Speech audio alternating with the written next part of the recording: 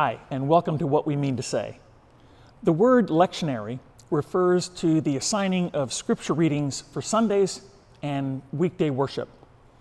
As worship became more ordered, the need for ordered reading of scripture grew. The tradition of assigning specific readings from scripture during the course of a year dates back to the exilic period when, torn from the land that God had given the Jews and their temple destroyed, the Torah, which was already a central part of Jewish worship, took on even more importance. The Mishnah, a collection of Jewish oral traditions, includes these sayings: "When two sit together and words of Torah pass between them, the divine presence rests between them." And "When three eat at one table and speak the words of Torah there, it is as though they have eaten from the table of God." Sound familiar? What about ordered worship? Well, we know in 1 Corinthians 16:2 that Paul indicated that Christians were worshiping on the first day of the week. So, given that history and the fact that the first Christians were Jews, we can say with some confidence that readings from Scripture were read systematically in the worship life of the very early church. However, that's about all we can say. As Christianity spread, different traditions arose in different places. And it wasn't even until the 4th century, at the Council of Nicaea in 325, that a method for determining the date of Easter was standardized. Well, kinda.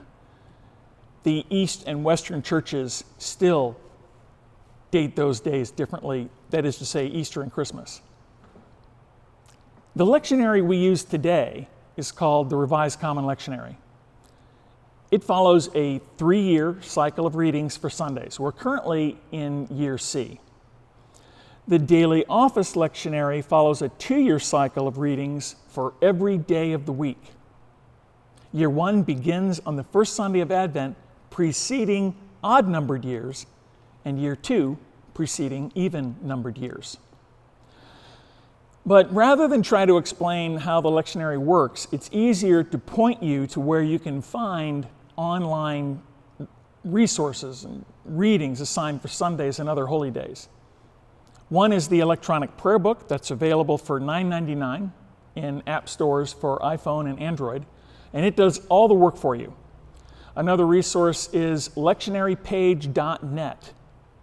And you'll see there that during this time of year, there are 2 tracks of readings for Sundays after Pentecost. Track 1 follows major stories and themes read mostly continuously from week to week.